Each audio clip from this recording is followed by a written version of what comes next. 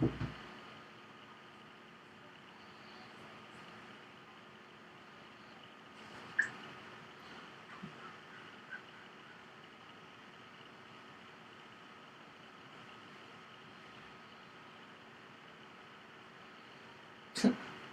forgot we use this jazz music.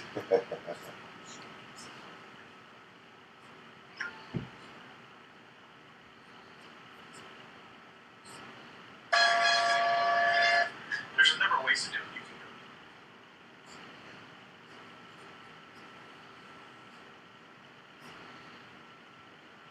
What's up?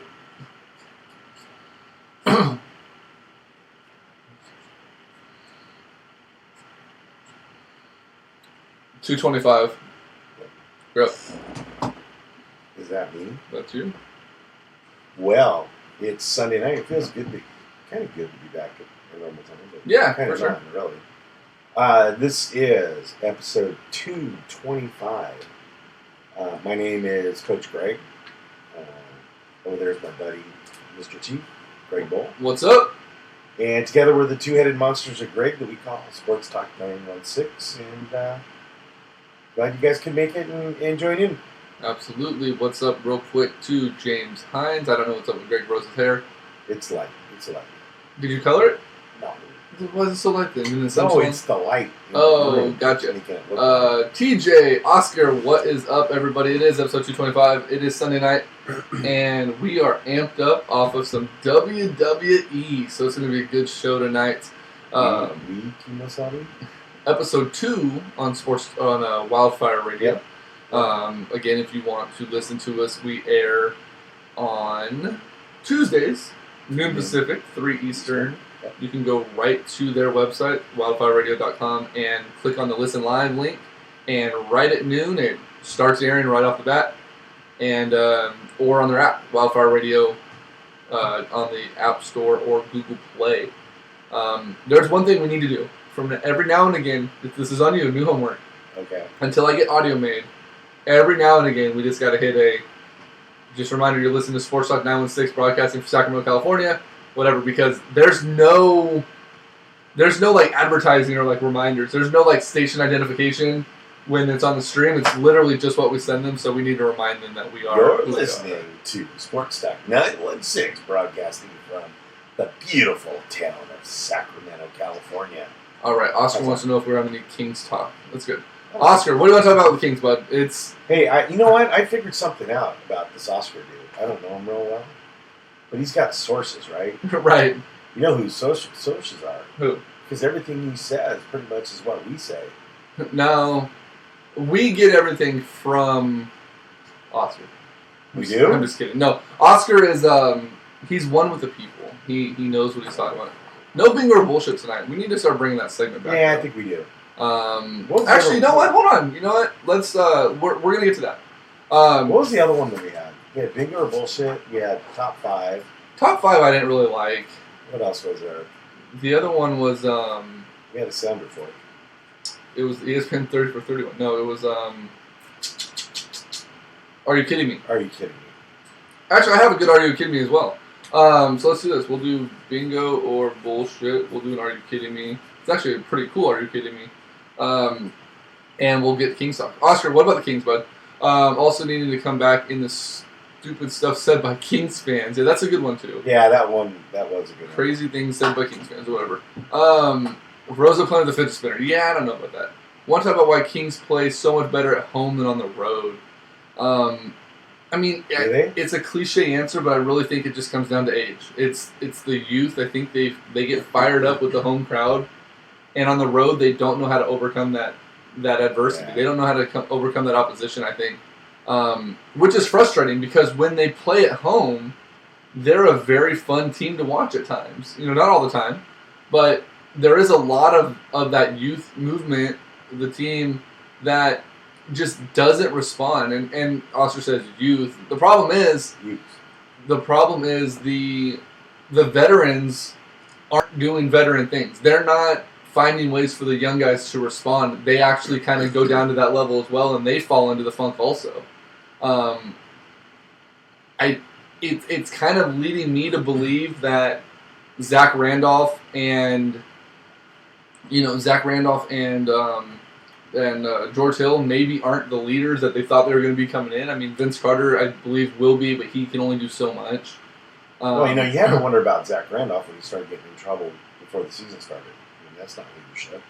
And Oscar says, but most of these guys played big-time college games, and that's true. But I think it's just a different beast. A lot of players ball out of control in college, and then the NBA it's a harder game, it's a faster game, and you're playing against men too. Yeah. And in most of the colleges, you have one, maybe two guys at the most that are going to be NBA caliber players. Oscar, I hope so. When you're playing in the NBA, obviously everybody's an NBA player. So. Unless they're a King, and then they're like borderline NBA, but they got to fill a roster. Oscar says Zach and George Hill may be gone by the trade deadline. I can already see that happening. I don't think that. I don't think so. Depending on injuries, I think George Hill will be gone somewhere if a team needs a point guard. You think so? Yeah, I think Zach Randolph might try to stick around. He may even plead a case to stick around and stay with Vince Carter. But you have to, at the way the team is going right now, you have to just throw Fox and Mason III into the Wolves. George Hill isn't providing anything for De'Aaron Fox when it comes to his play on the court, and it's doing absolutely no good for Frank Mason to just be playing garbage time when the team's losing by 30. Yeah. That guy, I think he has potential to potentially be as good, if not better, than De'Aaron Fox as a leader on the court. As a scorer, as a flashy player, I think Fox has that edge. But as a leadership point guard, so I think Mason III is better poised to do that. So do you just throw all the veterans out? I mean, if you're gonna abandon the plan because it's just not working, which I'm not sure is the case. Brian Contreras said the team can get a punter. No. If you're gonna throw away the plan, then why not? We've seen that that the rookies can play once in a while. They can contribute, they can play. Why don't you just throw them all out? Why don't you throw all the veterans out, keep Vince Carter around, get rid of the other veterans that are on the team? The other two? Well, you got Costa Koufos. I always forget about Koufos.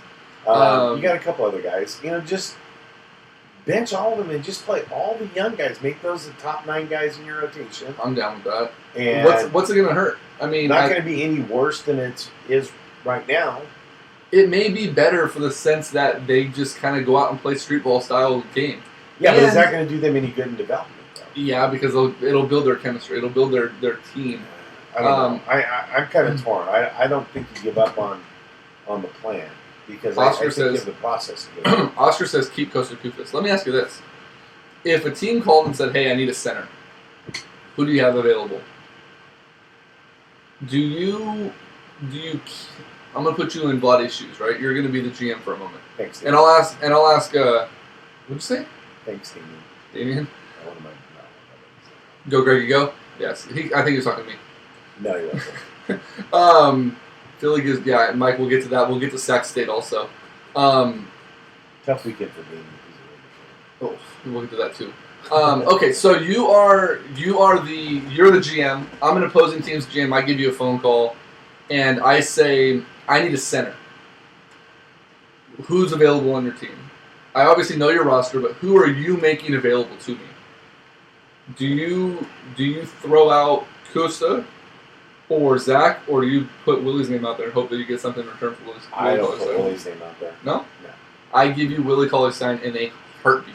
Really? I think Willie Cauley Stein has the biggest bust potential on the Sacramento Kings. I also think he has the most white side potential of anybody on the team, too. Where you give up on him too soon, and he goes to the right program, and he goes nuts. That's okay. Let him. Yeah, but then what are you going to... I mean... Okay, let me ask you this. That's going to be fuel for all the Kings ding-dongs in all the chat rooms that are going to be for the next 5 years going, yep, I told you we should have kept and that gives us fuel for all the quotes from Kings fans that we want to use. No, let me ask you this. If the Sixers call and said, hey, we need another big, Okafor's available, do you send Willie and trade him and hope for the best? Yeah. Okay, so it's got to be it's got to be a big name player. It's got to be. Well, I don't think Okafor is a big name player. Not a big name player. A high potential player. Oscar says Willie Cauley signs too consistent trade while stock is high. And that's the way I look at it. Is you know what? If it blows up in your face, so what? It's gonna happen. Let me say this though. Willie's been around for 3 years now. Right. He's our veteran, aside from the vets. But for two of those years, or a year and a half of that time, he's behind Cousins. He's behind Cousins, and so I don't know that he grew and he developed any behind Cousins because Cousins played so many minutes, and so can you really consider him a true third-year player? And because he's inconsistent like a rookie or a second-year player, and it takes 3 to 4 years for somebody to develop. And he's showing enough flashes of brilliance to, in my mind, warrant giving him a little bit more time to develop, a little bit more playing time, and playing with these younger guys so they can develop a little bit more. I don't think he got anywhere near the right, not attention is not the right word, the right experience with Cousins on the team. And I get what you're saying about that, but to me, that should have been enough of a motivating factor for him to develop a game. But Cousins was a black hole, though. But I'm saying he should have done enough then to develop a game that complemented Cousins. If he could have done enough to overtake Kufis or overtake Jason Thompson that final year that he was here as a starter, with a complementary game. You're the rebounder. You're the fast break guy. You're the DeAndre Jordan of the Sacramento Kings. That's what everyone in the league. That's what Willie Cauley Stein right now is billing himself as a player like DeAndre Jordan. If you can be a long shot blocking rebounder who runs up and down the court, gets the alley oops, is exciting, excites the team a little bit, who can shoot free throws that makes you better than DeAndre Jordan, then he should have tried to develop into that because. If you put him and DeMarcus on the floor at the exact same time, and you have that dynamic duo of two different type of bigs, teams aren't stopping the ball. There's no way that you can double down on Cousins knowing that Cauley Stein's free floating around the rim, and you can't. Yeah, but you're giving Cousins, I think, too much credit as being a player that allowed for complementary players. He's not one of those kind of players that can play with other people. He's doing a damn good job complimenting Anthony Davis. But we talked about that. We talked about that for the entire time that he was here. But we're not talking about Cousins, though. We're talking about Cauley Stein. Well, no. But what I'm saying is, with Cousins being here and the way he played, he had a big blame or big reason for Cauley Stein not developing like this year. I agree with that, but Cauley Stein had half of last season, the off season, and so far, what have we? Almost a quarter of the way into this season, to establish himself as a player that you can count on. So in those few games that he played well, he's played well in what? I think he's had double-digit rebounds along with a double-double or close to a double-double. I want to say no more than 5 times this year. They only played 15 or 12, 13 games. But the thing is, he's 7'1" or 7 feet tall. He's as athletic and as fast as a lot of the big, or as any big in the league. He has. I want to say I read somewhere that he has like a 7'7" wingspan. He should be grabbing more rebounds than Buddy Hield, and he's not. Yeah. And it's that's the thing is, we went to the game. I went to the Houston game, the game that they beat. No, it was the OKC game. Yeah. And when he went in the game at the end, I started calling him waste of height Willie. That's what I was chanting.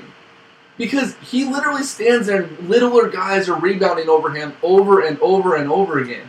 And I honestly believe that he is more focused, and this offseason especially, he was more focused on his image than he was on his production on the court. Now, people have called him out on Facebook, and on Instagram, and on Twitter, and everywhere, and he responds back, hey, I'm working hard, I'm trying to do the best that I can. I see myself as a 2010 guy. I see myself as a DeAndre Jordan type of guy. But I don't know that his heart is in it enough to be there. And that's why I said I think that of anyone on the team, he has the biggest bust potential. he also, in some weird way, has the potential to be that player that everyone wants him to be. But it just, I'm erring on the side of caution that he's going to fall down the ropes of a bust. Or maybe a bust is too harsh. He's going to be more lackluster than Jason Thompson. And Jason Thompson, as much as people hated him, he was a decent player. What did Jason Thompson do? He played hard, he rebounded the ball, and he was available when needed. Right. And Willie has not been that guy down the stretch that we need. In all honesty, if a team calls right now and says, "Hey, I want Willie Cauley Stein," you take him. Or you give him away, and you give the team a chance to build a little bit, and then you start praying to the masses that Giles gets healthy and can play. Because I think if they're slow-pacing Giles to play, he can easily slide in and take Willie Cauley Stein's place and be much better. Okay, so let me bring this point up, and James made this point earlier, that the draft's going to be stocked from the first 7 or 8 picks. They're going to be... Have a good night, Oscar. Yeah, they're going to be good... Oscar says, "All right, I'm out, guys. I got to go before Raiders talk." And then he says, "Wait a minute, Jason Thompson talk? I'm staying." All right, so we hooked Oscar in for a few minutes. James made a point. Oh, James made a point of the draft being stocked. So stacked. Well, stocked and stacked. Okay, it's like both with decent, good quality players. Maybe as good of a draft as they've seen in. Yeah. As good as last year, if not better. Mm-hmm. What's the point of getting rid of Cauley Stein and bringing in somebody that's going to possibly win more games? I mean, I don't want to say the word. Tank? I'll say it. But here's the deal. Do you think we should tank? You can't tank in the NBA. It's not tanking. It's just playing shitty basketball is what it comes down to. Well, that's what they're doing. The Niners are tanking. They're doing a great job. That's what the Niners are doing. They're tanking. Yeah, but the Kings are playing shitty basketball. Let them keep playing shitty basketball. But here's the deal: losing Willie Cauley Stein you're not going to get you're not going to get an All-Star. 2, you're not going to get a large haul of players that are going to dramatically change this team. Then why not let him play out the year? Maybe all of a sudden somebody lights a fire under his ass. And how many fires do we need to light? Well, we live in California. We're in a drought. You light too many fires, we're not drought. Yeah, tell Napa that. Well, you tell Napa and Sonoma County that one. That the drought's not going to impact them. Are you fueled up from SmackDown or whatever? You know what? Yes. You are. You're a feisty little motherfucker tonight. Hold on. I'm trying to find Willie Cauley Stein's contract. They just picked up his option, so he's out after this year, isn't he? Or he has one more? I don't know. Hold on. You keep talking. You talk about lighting a fire under his ass. Well, I just think that, Philadelphia has actually laid a pretty good blueprint of how to build a team. You know what? Call China and ask for a trade for Jason Thompson. Give me Jason Thompson back. I'm done. I thought you were going to ask for a trade for Quincy Doobie. Let me get Quincy 3 UCLA guys that should be in jail still. You know what? Call China. I will ship you Willie Cauley Stein. I will pay the rest of his contract. You guys send me Jimmer and Jason Thompson. Wow, you really want to tank, don't you? If you want to tank, we're going to fucking tank. Willie Cauley Stein's under contract till 2020. You're going to give him that long to figure this shit out? But who's going to take him now anyway? Someone's going to take him for that same thing you don't think somebody's going to take him later on? Oh, Stephon Marbury. Yeah, let's get him too. No, but here's the deal. Are you... If he has a year... If you let him play out the rest of this year, and he doesn't get better, he makes $3.7 million this year. Right. Next year, he goes up to $4.8 million. If he doesn't get better, and the value or his contract still have goes... 2 more years after this year. But if his contract goes up, the value of him is going to go down. And then if he still doesn't get better, and you want to try to move him, he makes $6.8 the next year, the final year of his contract. You're not going to find anyone that's going to be willing to take on that contract in the final year to get anything for him, and then he's just going to leave. But I don't know what that sound was. Why did it just beep at us? You're joining the Big 3 leagues. Hell yeah. JT, Jimmer, and Stephon Marbury. We'll call them the Sacramento Tanks. I don't know. I just think I think it's still too early in the season to be messing around with stuff. I think it's just they haven't played enough games. You haven't even played a quarter of the season yet. But if someone calls Vlade and says, I want... You know what? If someone calls and said, I want Kosta Koufos and Willie Cauley Stein, we like them together doing shitty bunny hooks, take them. I don't agree. Okay, well, you don't have to agree. That's fine. Happy Thanksgiving, people. Happy Thanksgiving. I read that wrong. Let's see here. Football or baseball talk? Let's do a little baseball. We have some Dodger fans on the line, so let's do this real quick though. Let's hear from our boy Tony Pacheco, and then we'll talk some baseball. Okay.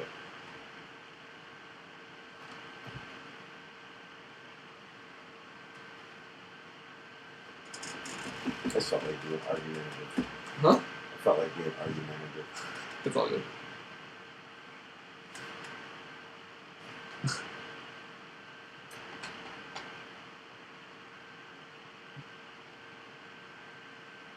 Baseball, I'm out. What's up? Oscar. Baseball talk, I'm out. Yeah, he's a Dodger fan too.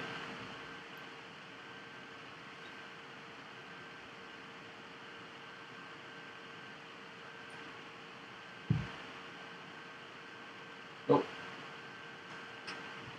I cut that off a little late, but his phone number is 530-218-7069. Give him a call. I'm actually celebrating the 1 year anniversary of our new truck we bought from him last year on Black Friday. We got a screaming deal. No commercial, mic is open. Whatever. We'll play it again here in a minute.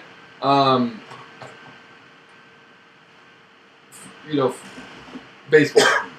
That's weird. That didn't work. Yeah, our mic's back on. I don't know why that didn't work though. Might have been too low. We'll get it going again here in a little bit. We talked last week about the Dodgers.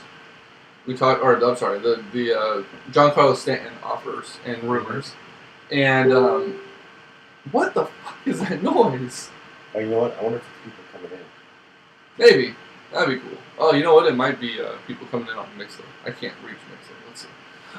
We talked about the rumors swirling around Giancarlo Stanton and the San Francisco Giants being one of his possible preferred destinations. Also about the Dodgers being on his list. So more information has come out about that. He basically has 2 teams on his list of preferred locations that he will want to go to. Dodgers being number 1, Giants being number 2. He wants to play in California. He wants to be a part of one of those 2 teams. In that order? Yes, from what I've read, it's in that order. Now, something that's going to help. I don't know what that is. Something that's going to help tremendously in that situation is, from what I've read, is that the San Francisco Giants are willing to take up to $278 million of the $290 million left on his contract, and also give up players or prospects. From what I've seen, and I've talked to a few Dodger fans about this, is that the Dodgers may not be willing to take on more than half of the contract.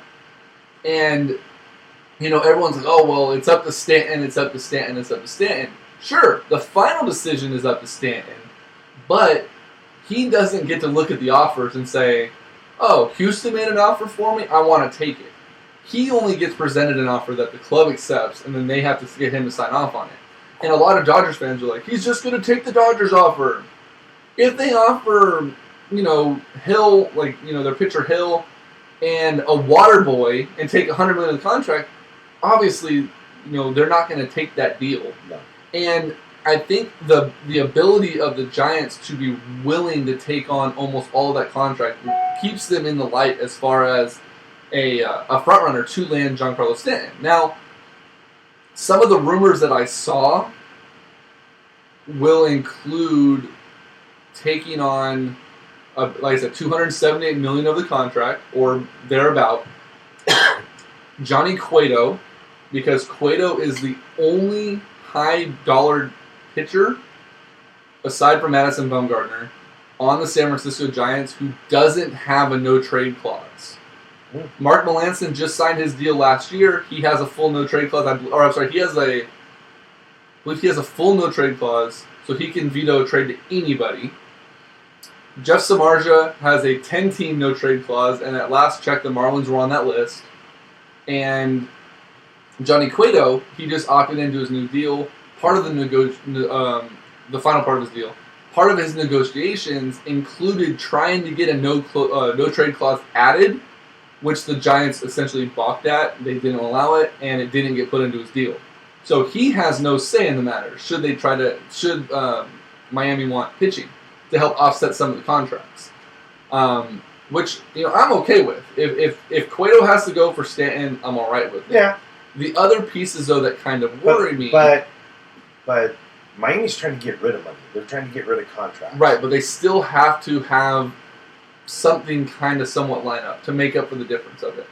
So it's not like basketball where the contracts need to match. They don't need to match, but there is some kind of money that has to be on the table, from what I was understanding. That's why they're talking about that. Before. Now the other thing is, it might just be if the Giants want, if the Marlins want the Giants to take $278 million of that deal, then they're going to have to take back a little bit of something. And Cueto making, whatever he's making, 13 million or whatever it is, 20 million next season. That's a pretty good price to pay to get rid of 278. Yeah, but the other thing that you can look at is if the Giants are going to take that much money, then it gives them a little bit more power in saying, well, we don't need to give up that much to Miami, where they can say, hey, we'll take $278 million. You're not going to get more than one or two prospects instead of a Cueto. Right. Let's see. James says San Francisco will have to unload Belt to someone. I think Belt essentially would be gone, but not in this deal. The names that I saw were Tyler Beede or Ty Block. Yeah. One of the two, or both, which both worries me. And the other, there's an outfield prospect who's in San Jose right now. No, in Richmond right now. I can't think of what his name is, but he's the Giants' third or fourth prospect right now in their system. Mm-hmm. And Christian Arroyo.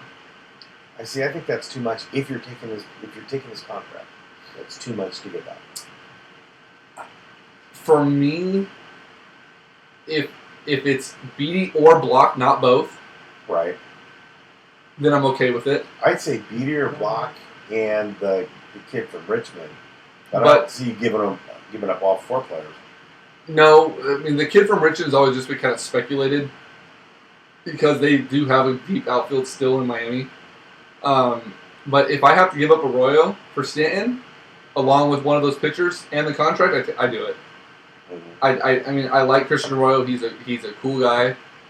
He's going to be a good player, but I think you move him. Now, on the flip side to all of that, there is basically a contingency backup plan that the Giants apparently have started to think about, and that we talked about that last week too. Was Jackie Bradley Jr. in Boston, or Billy Hamilton in Cincinnati? Right. Now, both of those guys are center fielders who play relatively well. You're not going to have to give up as much to get them. And Cincinnati and Boston, I think, are two places that I think Samardzija or Melanson may be willing to waive a no-trade clause for. I mean, they're both up-and-coming squads. Yeah, but do either one of those guys fix your lack of power question? Hamilton hit, I want to say, 25 last year, I think. Better than anybody else did. And I think Jackie Bradley Jr. had close to 30. Which is double, almost triple, our top two guys. And then it's Duggar. Thank you. Outfield prospect was Duggar. Just signed Jared Dyson. That'd be a good one, too. The other talk is that the Giants, if they get one of those guys, it'll move Span to left field. They've already come out and said, regardless of who they bring in this year, Hunter Pence will not be the everyday right fielder. They're going to move him. They want to move him to more of a platoon role. They want him to be more rested and not the everyday player, just because he's declining so much and he's in the last couple years of his contract. The other name I wanted to ask you about, and He turns 30 this offseason, but he's a big-name player who wants big-name player money. Reports are he wants 10,207, but that's J.D. Martinez. You know what? It's funny you say that because I was just going to ask you what you thought about the possibility of going after him. If they can do if it's 10,207 like he wants, and the problem is he's with Boris, so he's gonna get that money. Scott Boris. Yeah. He's gonna get that money. If the Giants are willing to, Hamilton had 4 home runs but stole 59 bases. Okay, I was looking at the wrong guy there. I'm sorry about that. If you can get it at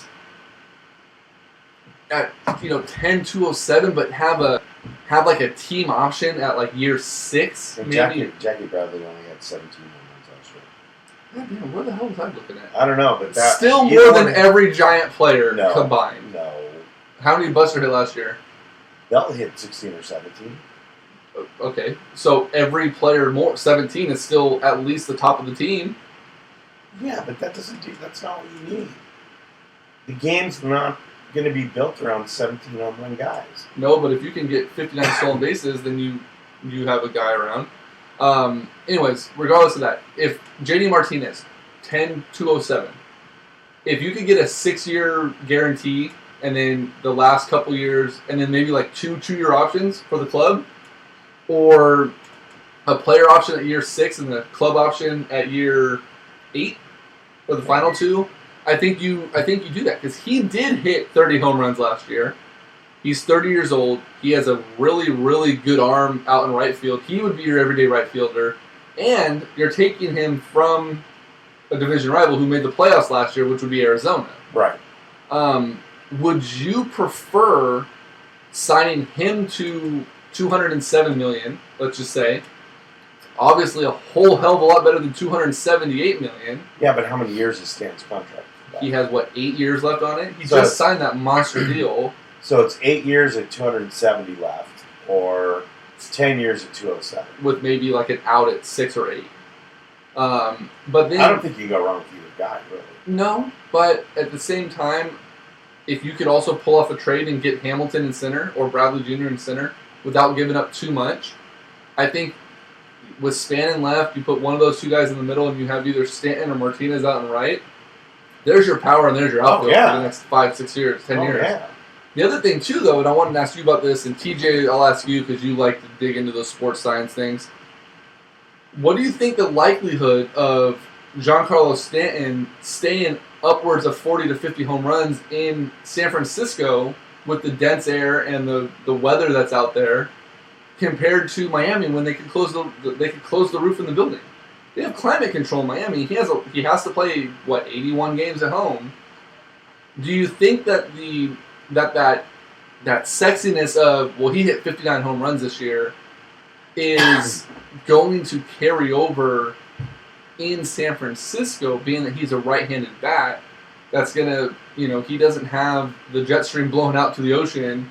He has it the other way around. Yeah, but how many right-handed hitters have hit home runs into the day?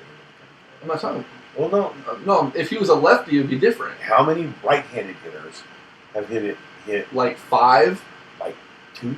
Okay, maybe there's 5 total. He's one of them. Yeah, but he is not a consistent opposite ball hitter. What I'm saying though is he hit something into McCovey Cove it was a night game, and it's opposite field, obviously. Right. That dense air, I don't think is going to bother him. I think there's certain players. Look at Bonds.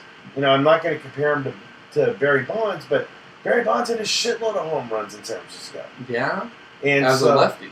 But still, he can hit him. I mean, he hits him into right field. Have you seen the moonshots he hits? Yeah. Okay, so when the Giants... a moonshot like that isn't going to hold up. When the Giants are playing at home, and it's the 7th, 8th, or 9th inning, when the Giants need a big bat, Stanton's going to put one in the air, it's going to hit a fucking seagull, and it's just going to drop, and we're going to get an out because they're going to just catch it along with like a seagull head.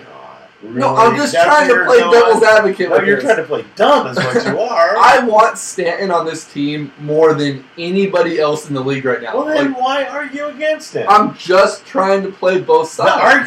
The argument is 10 years at 278, or 8 years at 278, or 10 years at 207. And James made a point that said that he has an opt-out clause in 2020. Right. So maybe you're only talking 3 years. And at that point, maybe he can opt out and re-sign. Yeah, but if he hits 50 home runs over the next 3 years, we're going to do re-sign him at 6 years, $700 million, because that's what it's going to end up taking? Well, maybe he gives us a hometown discount. We're not playing in like Puerto Rico or whatever. But he's not from Puerto Rico. He's from LA. I know. I'm just kidding. I just think I would be fine with either one. Tell you what, if he comes to the Giants, oh God, here's another deck that's not going to be paid off. He needs to change his name back to Mike. I want Mike Stanton. Is that what it was before? Yeah, remember it was Mike Stanton. All of a sudden he's John Carlo. Who the fuck is this guy? Let me ask you this though. So obviously we want him. If JD Martinez is Plan B, I'm good with that too. If they can somehow get Hamilton or Bradley Jr. in center field, I'm good with that also. I still firmly believe that there is no one aside from Crawford, Posey, Bumgarner on this team that's untouchable. If they wanted us to take 250 and Belt, 250 and Belt, I'd go for. Yeah, see you later, Belt. I'm not going to take 250 and panic. No, but Belt and Beatty, or Belt and Block. Sure. Belt and Arroyo even, I might do it because pitching might be okay. With one stipulation that you shore up your catching, you get me 2 good catchers. So that you can eventually move Buster to first. I can move Buster to first and save his legs. I'm good with that. Let me ask you this, though. How pissed are you going to be if somehow the Dodgers end up grabbing him? Because the Dodgers have been rumored. Hold on, Captain. We'll talk about that in a minute. The Dodgers have been rumored to be interested. They haven't made an offer. Now, the Giants have made a preliminary offer on this, by the way. That's why we're talking about it again, because they have made an offer. We don't know what that offer is. No. What's in that offer, we don't know, but they have made an offer. The Dodgers, the rumors are that the Dodgers may need to give up 1 or 2 of their top prospects, Yasiel Puig and or Jock Peterson. They're going to have to clear cap space. Right, and they're going to have to clear up some cap space because they don't want to take on that much money. No. As a Dodger fan, and I had a pretty good conversation with one the other day about this. Yeah, shocking, right? Good conversation with the Dodger fan. Yeah, right. He says giving up Puig and Peterson wouldn't be a deal breaker for him because Puig obviously is a special player, but you're replacing a special player with Stanton. And Puig, I say that with an asterisk because when his head is right, he's one of the best players in baseball. Right. When he's being a fucking nut job, you don't want him on your squad. Peterson, who I thought had a much better year than I guess he didn't do much in the playoffs, didn't do much in big game situations. He's a good player, but apparently, according to that Dodger fan, expendable. Which I thought he would be more of a centerpiece type player, him and Bellinger and Kershaw and those guys. Obviously, I don't follow the Dodgers as much. I don't know 100%, but that was the vibe I got. I really, really hope that Jeter is stone set on clearing absolutely as much cap space as possible, that it ends up being a deal breaker that they won't take on, as reports are saying, upwards of the $200 million or more. That's why I think that getting back to the Giants, they're not going to take credit because they may not because of cap space. So that'll be fun. The other rumor or the other speculation was there is a team that not only has the cap space, but they have the prospects to give up in order to land Giancarlo Stanton, and that is the Houston Astros. How insane would that Houston team... Like we joked last week. We said if the Dodgers get him, they may not lose the game until the playoffs when Kershaw pitches. If Houston... I can't even say with a straight face. It's not going to be... If they land him, it's not fair. They might not be in a lead in the game. They might lead every game, from every inning, every game for the entire year. Yeah, insane. Like, that would be absolutely ridiculous. let's do this. Real quick, you want to explain to Catherine what the picture is? Yeah, so Catherine asked about the pictures behind the Greg's head. So, the one on the left, I guess it would be the one holding the beard in front of her face with the signature on it, is a model and a girl in Sacramento named Heather Doss. She's a friend of mine who I won a little contest online and she sent me the photo. The girl next to her is CJ Sparks. She has been on the cover of Playboy. She is also from the Sacramento area. She models all over the damn place. And I actually gave her a lift one night in 4th of July here in Sacramento. Really cool guy, really cool girls, both of them. They sent me the poster. That's why it's on the wall. And we're basically broadcasting out of a teenage boys' room, but that's, Hey, you know what? I adopted it up. It used to be bad. Yeah. But yeah, so that's the story behind the females on the wall. If you're listening on Wildfire Radio, you need to check out our Facebook page, facebook.com/sportstalk916, so you can look at our live feed videos and you can see the ladies on the wall. But let's hear from Greg, and then we're going to talk about something that we're going to do Bingo or Bullshit when we come back.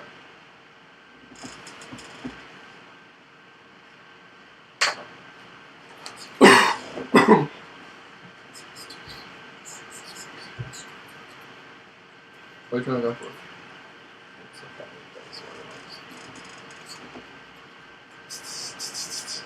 How much, right? He said the commercial. That was playing through my phone. But did they hear it?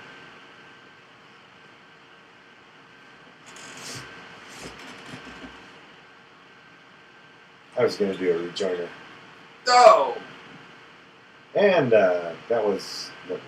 Welcome back to Sports Talk 916, broadcasting from Sacramento, live in the depths of Rancho Cordova. And we got something cooked for us.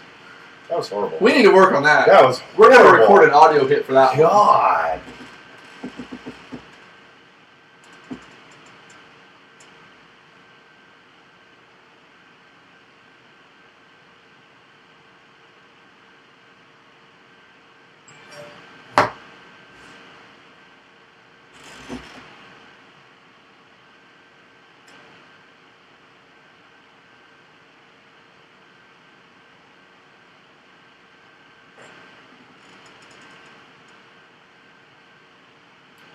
I don't think they heard it. Yeah. We'll get you, Tony. Sound guy's screwing up tonight. Sound guy couldn't get the audio he sent me because it was a weird file to Dropbox in time, so I'll have to get it to my computer, and we'll get that fixed. Bingo or Bullshit, though, it was by special request, because we're about to talk football. Bingo or Bullshit, the Oakland Raiders' season and chances at a championship in Oakland are out the window as of their drumming by New England today, 33-9. For this year, they are. You don't think they're out? I think they're out of it for next year. Also, I think their How can time you say that? I think their time in Oakland is done. I think Jack Del Rio has essentially lost the team. I think Jack Del Rio's time in Oakland's done. I don't think It's been a while since we've done this. I don't know how to ask questions anymore. But no, you haven't. It was a good question. Yes, they're done for this year. Jack Del Rio's job is done for this year. Hell, we don't know for sure that they're even going to move. You know, if they can't build that stadium, they're not going to move. So, they're done this year. I think they'll try to retool a little bit. They're pretty close right now.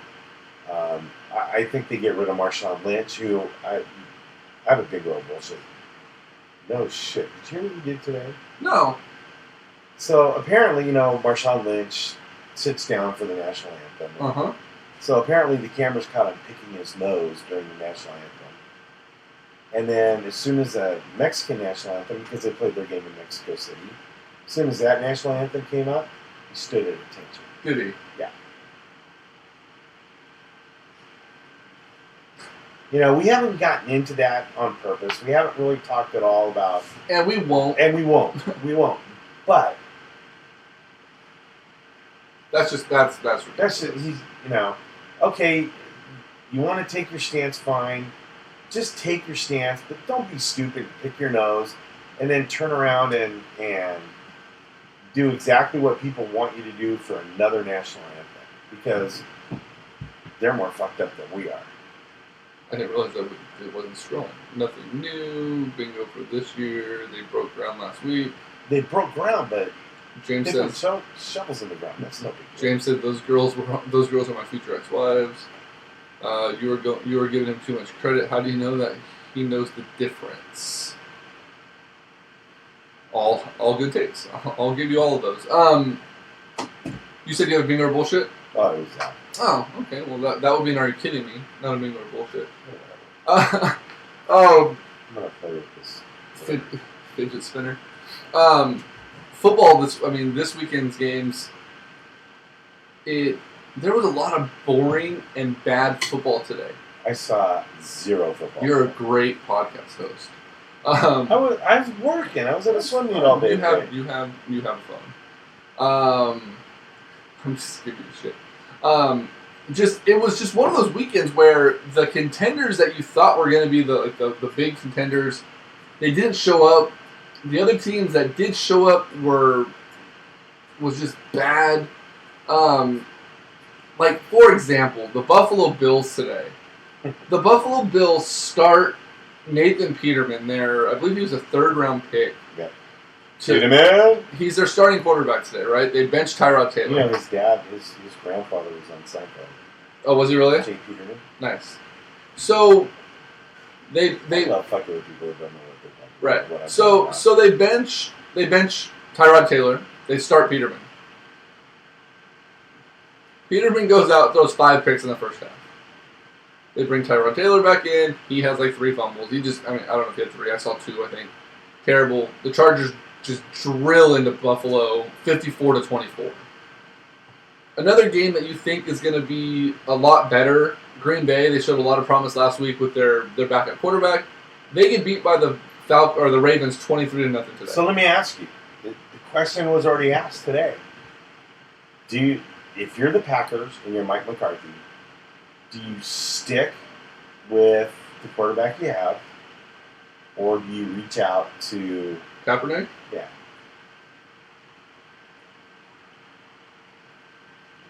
Honestly, I call Kaepernick. I do, because it can't get any worse.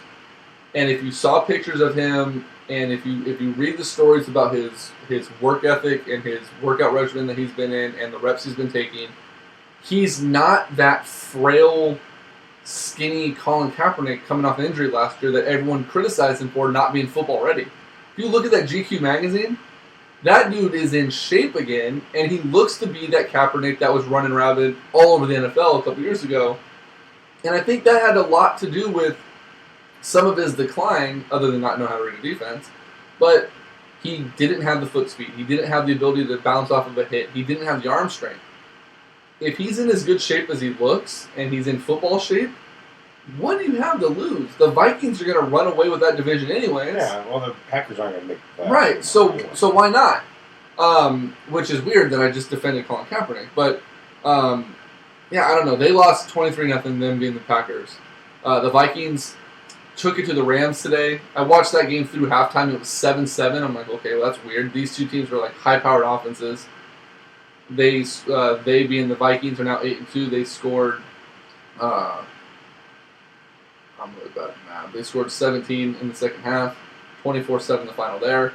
The Giants, who got throttled by the 49ers last week, got absolutely killed, come out and they beat Kansas City in a barn burner, 12-9. So the interesting stat of that game is, what's his face? Chiefs coach. Reed? Yeah, Andy Reid is fat, stupid. He's almost unbeatable coming out of a bye. Nope. He was 16-2 coming out of a bye. He's 16-3 now. And now he's 16-3. And he lost to the Giants. But I don't think anybody saw that coming. Not at all. Let's see. Especially me since I started the quarterbacks. Jacksonville did what they were supposed to do. The Steelers on Thursday Night Football made Dick LeBeau look old and dumb. He needs to reconsider being a defense. Steelers look good. They did. Antonio Brown looked good. That was about it. What else was there? The Lions are basically vying for a wild card out in the North. They're 6-4. So who do you think? What do you think the playoffs? What are the playoffs this year for the NFC? Who are the teams? Well, who's your number 1 seed? The Eagles. Number 2 seed. I'm gonna pull up the standings. I don't know. Hold on. I haven't looked into this very much yet. 9 minutes left.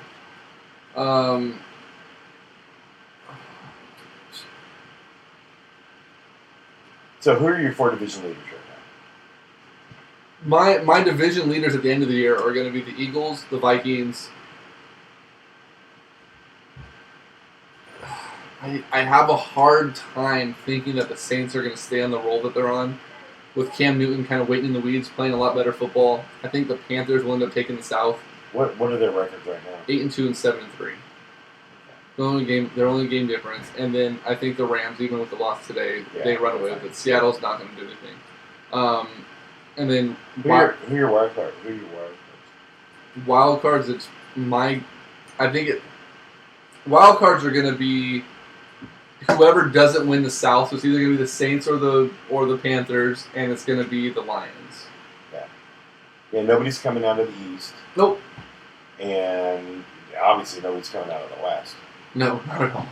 So I mean, it's football this weekend was just weird, and it's been weird the last couple of weeks. I don't want to drill into the Raiders. We already talked about the Raiders being done for this season. They can play the role of spoiler. They still have a couple divisional games. They still have a couple big games on their schedule. I think they need to stop going to Mexico City. They just signed a contract to play 3 more games there. Fucking of course they did, because they get paid huge to give away a home game. Yeah. Which is just no, I'm not saying the Raiders did. I'm saying NFL did. Right, but the Raiders need to stop going there because they don't have a choice. Their team's about to leave, and they're giving their fans a big fuck you by not giving them an extra home game. They're giving them a big fuck you by leaving anyway. Well, yeah, but then they take away another home game that they have a chance to live off of. It's ridiculous.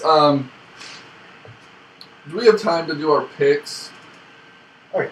I don't know that we have the schedule here. Hold on, let me pull that up.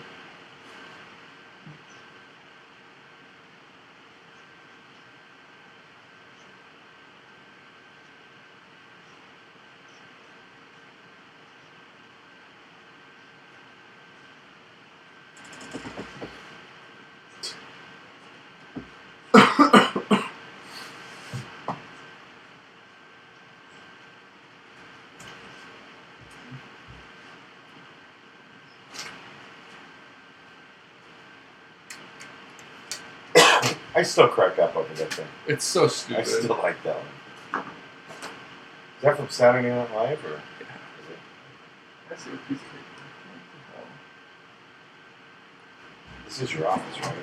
This is my office. It's a fucking clusterfuck. Nope.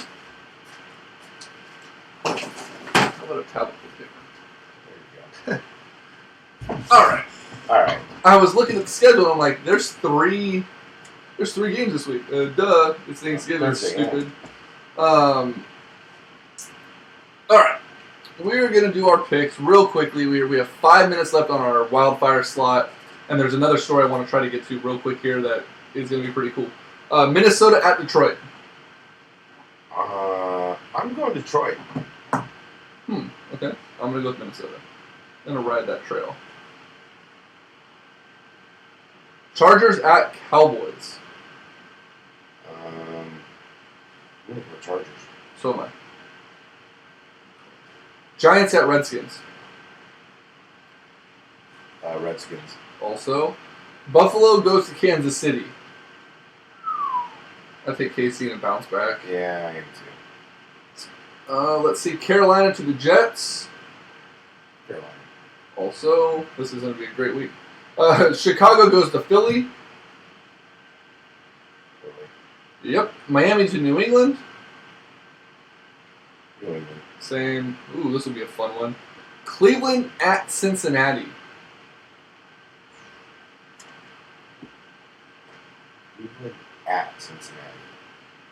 Since it's at Cincinnati, I'm going with Cincinnati. I'm taking Cleveland on the road. All right, almost good. Tampa Bay at Atlanta. Atlanta. Same. Tennessee's at Indy. Tennessee. I'm going to go and take Indy just to mix it up a little bit. Seattle's at San Francisco. Garoppolo may not start. I'm going San Francisco. It's the first time I picked San Francisco. I'm going to take the Niners also. Denver goes to Oakland. Ooh. Going Denver. I'm going to take Oakland on a bounce back game. Jacksonville goes to Arizona. Jacksonville. Same. This would be a good one. The Saints travel to the LA Rams. I'm going Saints.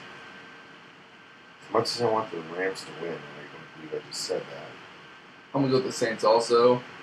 Green Bay goes to Pittsburgh. I think that one's easy. We take Pittsburgh. And Houston goes to Baltimore.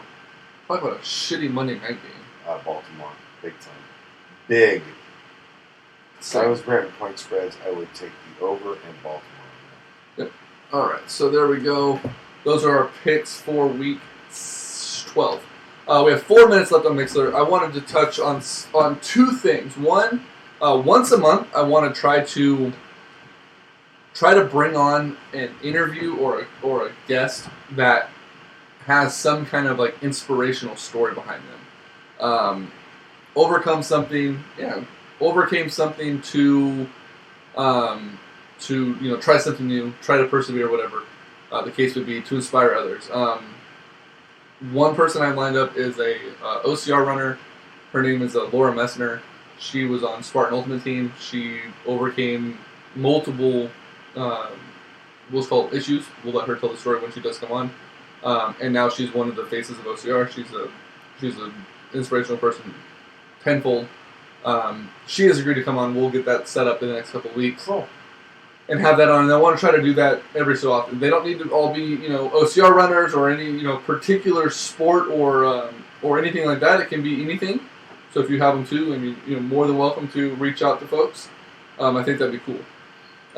With that being said, 2 minutes ago, I wanted to talk about. So I run the Spartan races and I run all the different, runs and whatnot. Next year I want to try to do the Holy Grail. We've talked about that. It's the 12, 24, and regular Tough Mudders. Anyways, a girl named Camille Herron in Chicago this weekend ran a 100-mile trail run. Okay? She only was able to train for 2 months because of a torn MCL and a concussion. Wow. She's never ran a 100-mile trail run before. Mm-hmm. And just to kind of put into perspective, the previous world record last year for a woman was 13 hours, 45 minutes, and 49 seconds done last December. Before that, it was 13 hours, 47 minutes, and 41 seconds set in 1991. Okay. Herron, 35 years old, maintained a 7-minute and 38-second mile pace over the entire race. Ran the 100 miles in 12 hours and 42 minutes. Broke the previous world record by over an hour. Holy shit.